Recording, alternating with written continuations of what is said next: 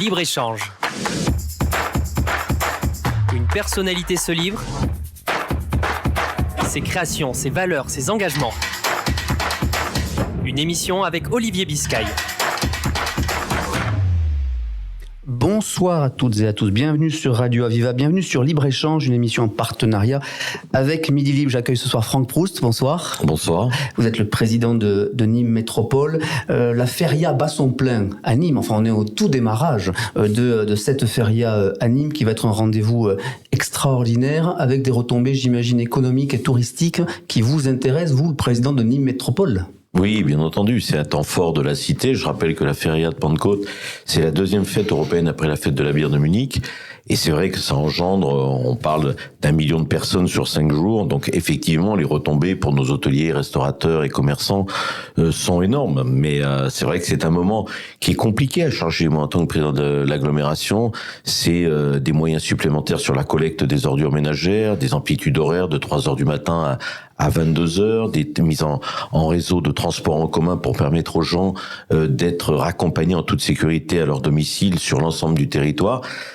Voilà, c'est une belle fête avec un contexte un peu particulier cette année. Lequel ? Le contexte de sécurité qui fait un peu peur à tout le monde. On le sait. On voit que le contexte géopolitique à l'approche des Jeux Olympiques pourrait engendrer. Il y a un risque d'attentat majeur. Donc il y a une attention particulière à la sécurité de cet événement, parce que c'est vrai que sur une fête populaire comme celle-ci, les fêtes de rue, il est toujours très difficile, malgré la vigilance, malgré les moyens, d'avoir le risque zéro. Une feria qui suscite beaucoup d'engouement, on le sait, on le voit aussi dans les chiffres. Beaucoup s'étaient interrogés sur l'abolition de la corrida. Là, c'est tout le contraire qu'on constate.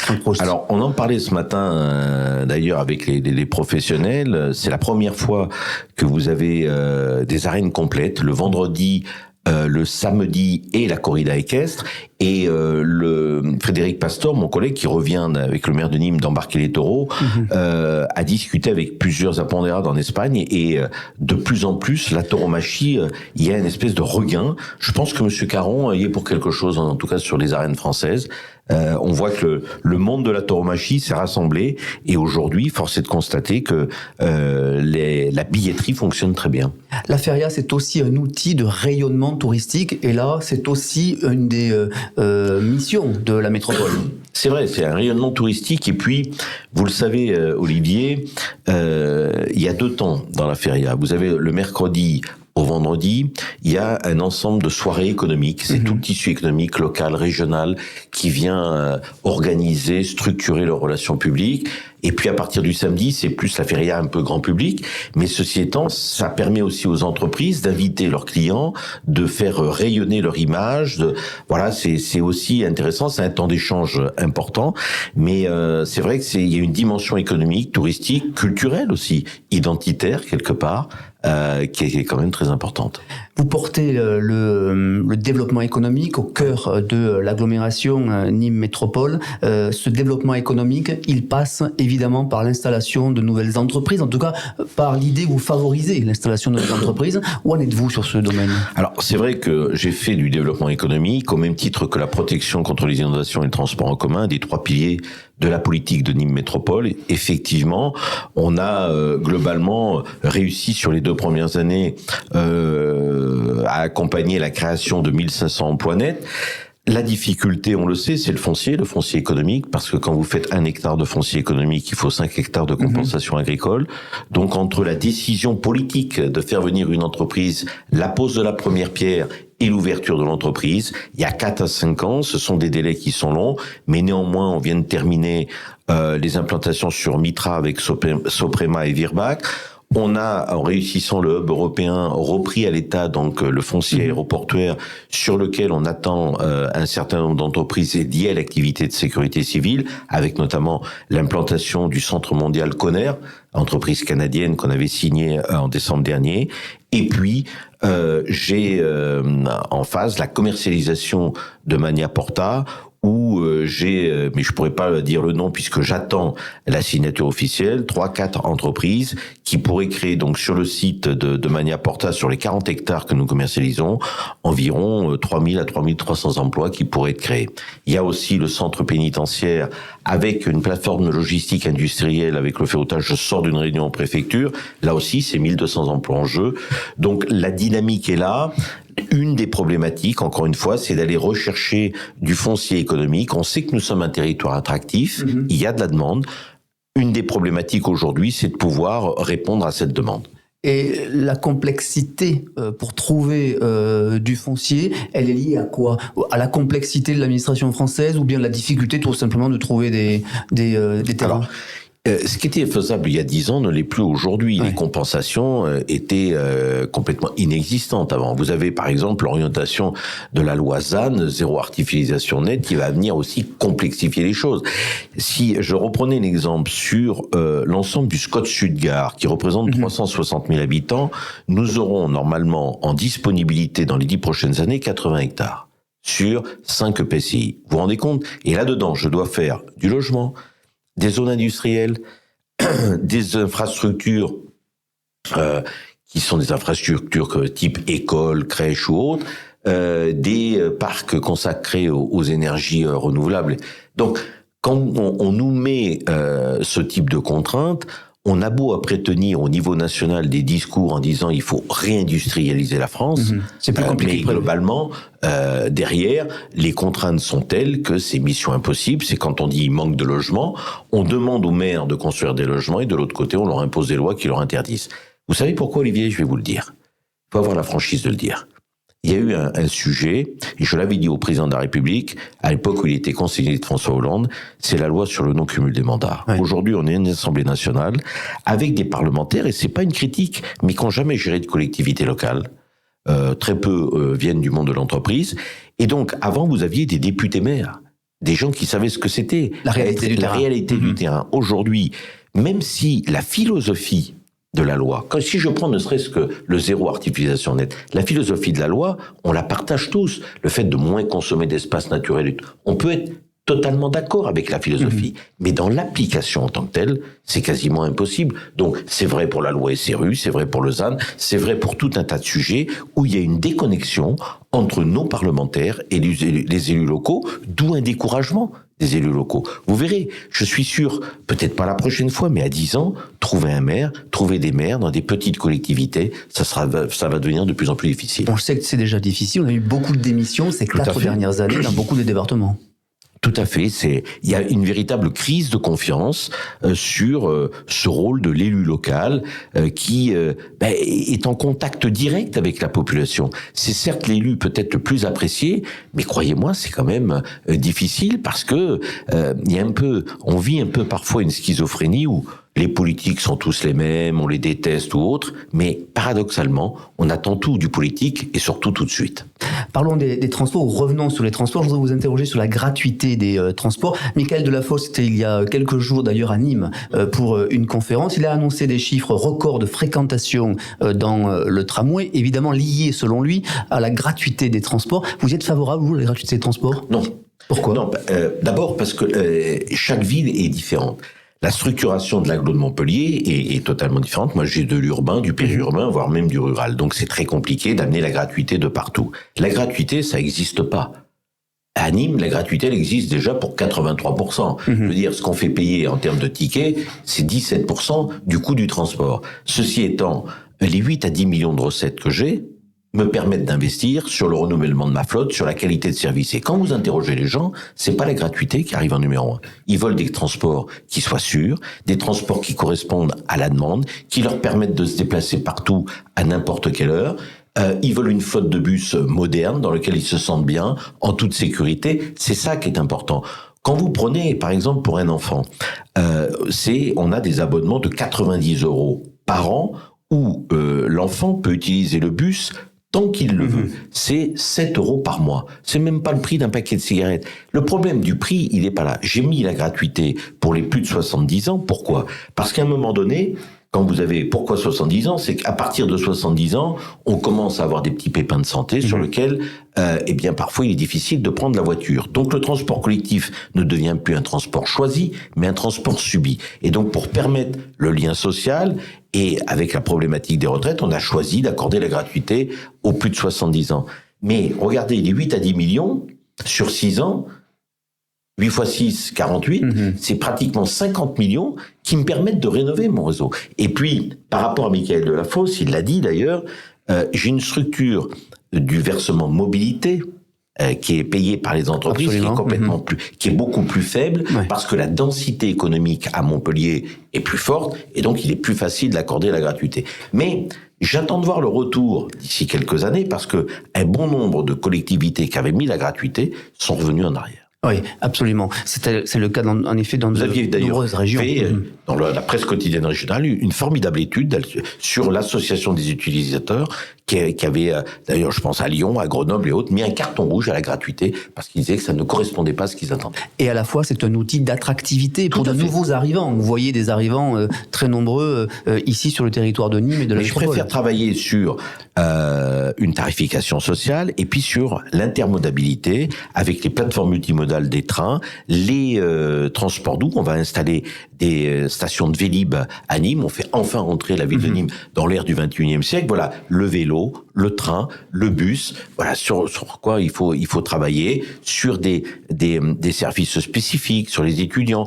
Pour nous, Nîmes, qui a un peu les 7 collines, on va prendre des minibus, des petits minibus électriques. Sur l'Esgarnoningue, des zones plus rurales, des minibus, des navettes électriques qui vont ramener les gens sur des plateformes multimodales comme Saint-Géniès, par exemple, au nord, Générac au sud. Parce que vous savez que de Générac ou de Saint-Géniès, pour rejoindre Feuchères, c'est 11 minutes. C'est extraordinaire. Donc c'est là où il faut travailler. Un autre sujet sur lequel beaucoup d'auditeurs, de lecteurs nous interrogent souvent, c'est la collecte des ordures ménagères. Je me souviens quand vous avez invité, vous étiez l'invité d'un fasto-lecteur à Midi Libre il y a quelques mois, c'était en décembre dernier, et déjà la question était sur la table. Où en êtes-vous du bilan de cette nouvelle stratégie? Alors, on n'avait pas changé les choses depuis 20 ans. Absolument. Donc quand vous m'avez invité, ça avait été un peu compliqué quand vous changez les habitudes, parce que je trouvais ridicule de passer par exemple 7 sur 7 au cœur de ville, quand on avait des poubelles qui étaient à moitié vides ou moitié pleines. Donc, parce qu'à chaque fois que vous avez un passage, ça coûte cher. Donc, qu'est-ce qu'on a mis en place? On a mis en place un système de collecte qui correspond à la demande, qui correspond également à cette nouvelle philosophie sur le tri. On va distribuer des composteurs, ce qui a été fait sur l'ensemble des communes de l'agglo, sauf Nîmes, mais ça va être fait courant du mois de juin. Qu'est-ce qu'on s'aperçoit aujourd'hui? C'est que le tri s'est amélioré de 20% et le volume a diminué de 15%. Ça veut dire quoi? Ça veut dire qu'à terme, je vais pouvoir annoncer une baisse de l'atome, parce que l'idée, c'est que, avec l'effort collectif de tous, si on trie mieux, si on sélectionne mieux, eh bien, on va pouvoir baisser l'impôt, qu'on appelle la taxe sur les ordures ménagères, sur l'ensemble de nos concitoyens. Donc ça veut dire responsabilisation, c'est ça que vous voulez? Oui, ça parce manquait. Que je pense que on faisait tout et n'importe quoi. On fait maintenant beaucoup plus attention sur les emballages, sur la manière de consommer, de trier, de jeter ces ordures ménagères. Il y avait la problématique des déchets verts, parce que là aussi, les nouvelles normes législatives m'empêchaient de collecter les déchets verts. J'ai trouvé, avec l'ensemble des comités de quartier, des solutions, avec 2 grosses opérations à l'automne et au printemps, des systèmes de bennes itinérantes tout au long de l'année, et un service gratuit, là encore, chez les plus de 70 ans, où on viendra collecter les déchets verts gratuitement à domicile, sur simple demande. Franck Proust, vous êtes le président de Nîmes Métropole, je n'oublie pas que vous avez été député européen. On est en pleine campagne européenne. Est-on vraiment en pleine campagne en réalité? Parce qu'on n'en parle pas du tout de l'Europe, là. Vous savez, les élections ont lieu le 9 juin, c'est dans un peine un mois, ça intéresse personne. Ça intéresse personne parce que... La faute à qui? À tout le monde. À tout le monde, aux politiques et au système et aux médias. Ouais. Pourquoi? Parce que, vous savez, j'avais dit, on ne parle pas assez d'Europe. On n'en parle pas au quotidien. Quand vous inaugurez un chantier sur lequel l'Europe est le premier financeur, vous avez le maire, le président du département, la présidente, la région, l'État représenté par le préfet qui parle au nom de l'Europe. Personne. Donc l'Europe, on n'en parle qu'en situation de crise. Crise des migrants, crise de l'euro, crise pendant le Covid. Et l'Europe est le bouc émissaire de l'ensemble des problèmes. C'est-à-dire que quand un gouvernement, quel qu'il soit en Europe, a des difficultés, il dit c'est pas de notre faute. Il y a une émission sur laquelle je participais souvent, c'est la faute à l'Europe. Elle passe sur Arte le dimanche après-midi. Ouais. Mais regardez, vous aviez fait, la presse quotidienne régionale, Midi Libre notamment, avait fait une page le jeudi, parce que c'est toujours le cas. On s'était rencontrés. Et j'avais dit, il serait quand même logique, vu l'actualité européenne, de faire une page d'information, parce que ça permet de sensibiliser. Donc les gens, ils n'ont pas conscience de ce qu'apporte l'Europe au quotidien. Je ne dis pas que l'Europe est parfaite, loin de là. Mais aller dire, elle est caricaturée en permanence les problèmes européens. Vous savez, regardez, si je prends l'exemple des agriculteurs, avec qui que j'ai soutenu, avec qui j'étais, c'est pas contre l'Europe, ils en avaient. C'était contre les normes. Mais les normes, c'est quoi? C'est sur la surtransposition française de ces normes. Et ce qui est vrai dans le domaine agricole, c'est vrai dans le domaine industriel. Et quand vous habitez Nîmes ou Montpellier, que vous êtes entre Milan et Barcelone, on se crée, au travers de la surtransposition française, une concurrence déloyale qui empêche nos agriculteurs et nos entreprises d'être concurrentiels sur le marché européen. C'est pas ça, l'Europe. Et puis quand j'entends les candidats, quels qu'ils soient, j'aimerais qu'on parle des vrais sujets européens. On mélange tout là aujourd'hui? Mais oui. Est-ce que demain, regardez avec la crise Covid, si on n'avait pas eu l'Europe, qui aurait acheté les vaccins, qui aurait acheté le matériel médical, qui aurait surmonté les difficultés financières? Ça veut dire quoi? Est-ce que, par exemple, la compétence santé doit être une compétence européenne? Quand on regarde les conflits géopolitiques au Moyen-Orient, en Ukraine, en Asie, entre la Chine et Taïwan, est-ce qu'il faut aller vers la mutualisation d'une défense européenne ou pas? C'est des vrais sujets sur lesquels je veux entendre. Les fonds de cohésion qui participent à la construction de nos régions, qui subventionnent les entreprises, qui subventionnent les projets des collectivités. L'avenir des fonds de cohésion, qui est aujourd'hui, vous savez, je suis membre du comité des régions, c'est en suspens après 2027. On ne sait pas ce qu'ils vont devenir. Ça, ce sont des vrais sujets européens. Sauf qu'aujourd'hui, malheureusement, on n'a pas ces débats-là. On a un sujet pour ou contre Macron. Ouais. Regardez, on met dans le débat européen le conflit israélo-palestinien. Qui n'a pas lieu d'être. Mais qui n'a pas lieu d'être. Donc on est sur des faux débats, on nationalise le débat, et donc, encore une fois, le 9 juin, ce que je crains, c'est que on se fait un peu plaisir. On se fait un peu plaisir. Qu'est-ce que vous craignez le plus? L'abstention ou que les extrêmes soient au plus haut? Mais attendez, mon cher Olivier, les extrêmes ont toujours été hauts sur ces élections européennes. Ça fait 3 fois de suite qu'ils gagnent les élections. Qu'est-ce que ça change? Rien. Ouais. Vous savez, moi j'ai été député européen, c'est Gilbert Collard qui a pris ma succession. Sur tous les sujets européens, y compris le hub européen de la sécurité civile, je l'ai pas vu une fois à nos côtés.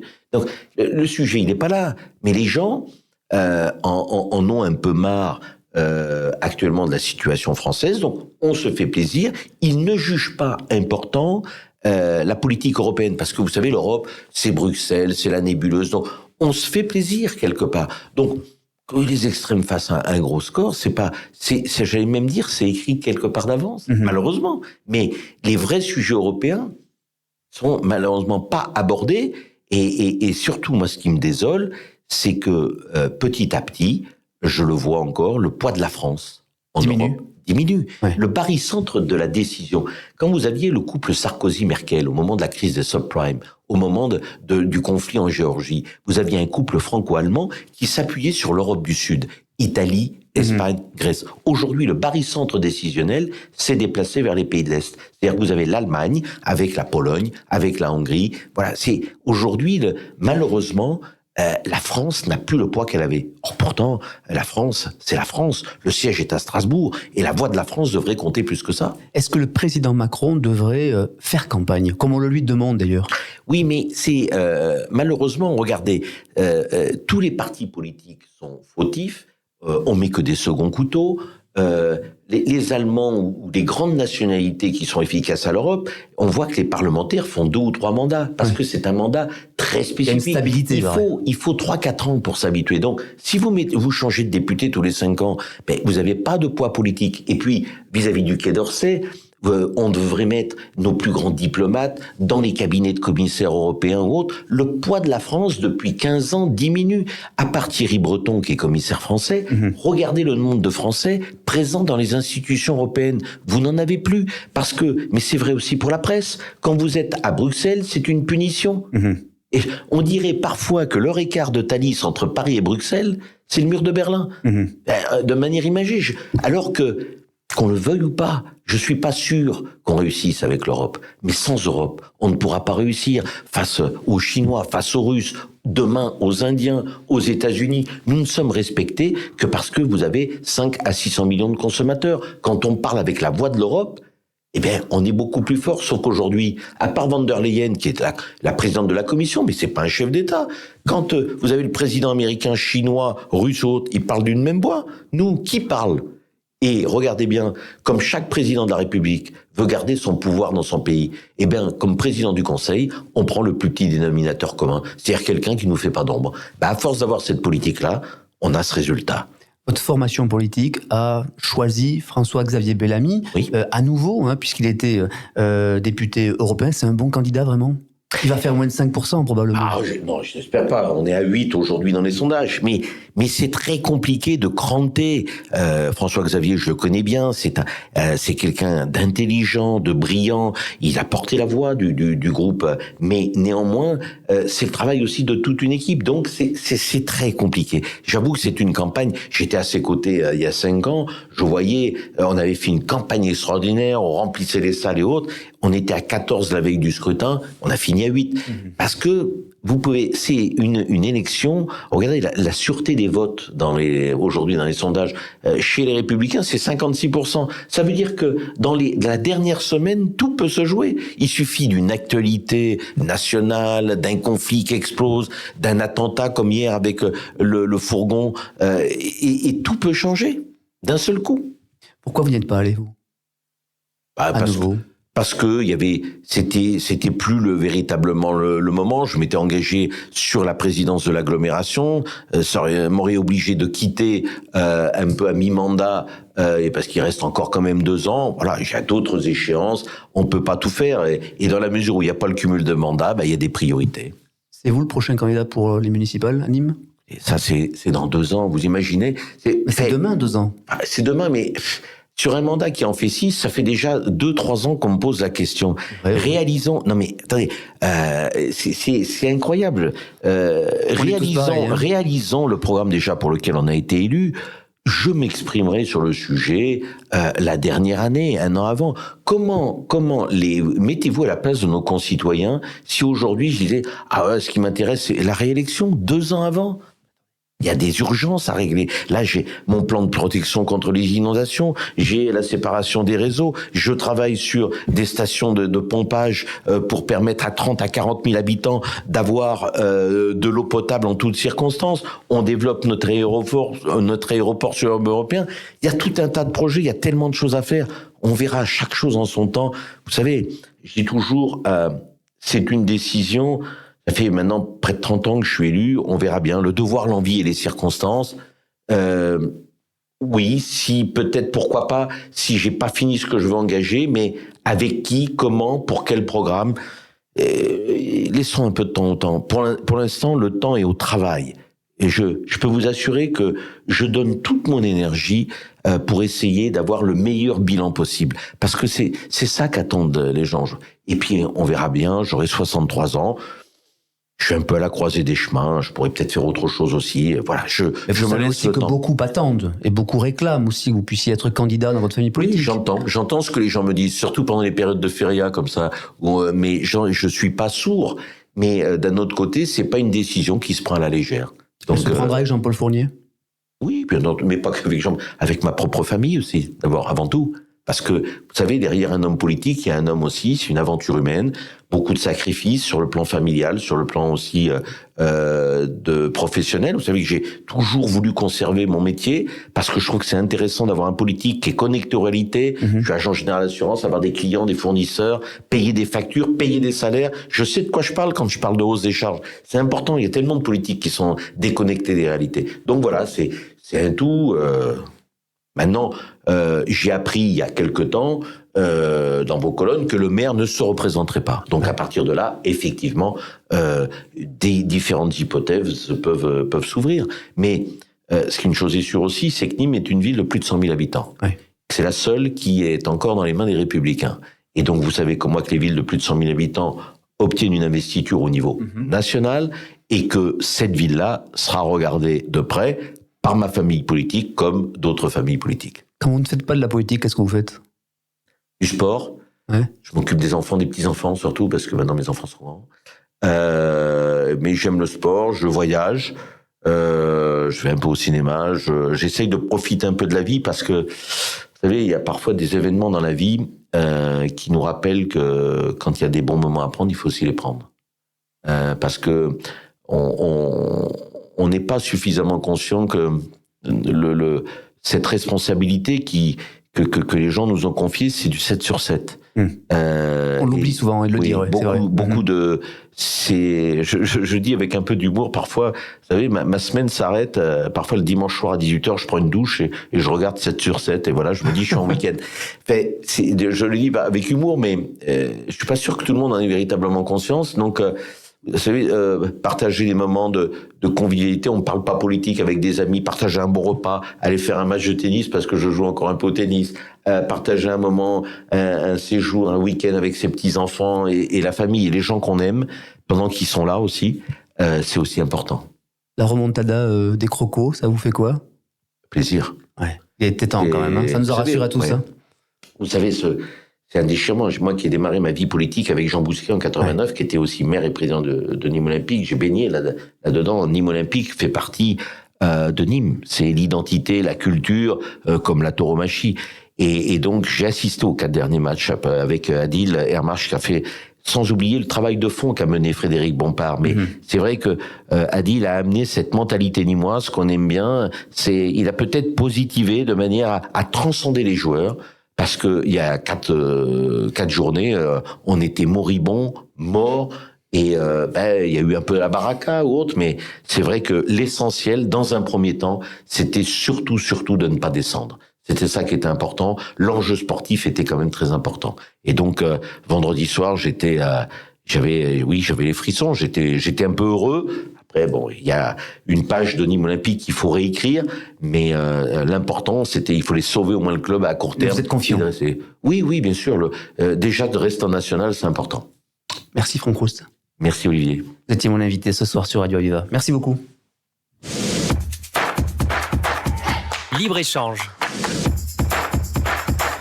Une personnalité se livre. Ses créations, ses valeurs, ses engagements. Une émission avec Olivier Biscay.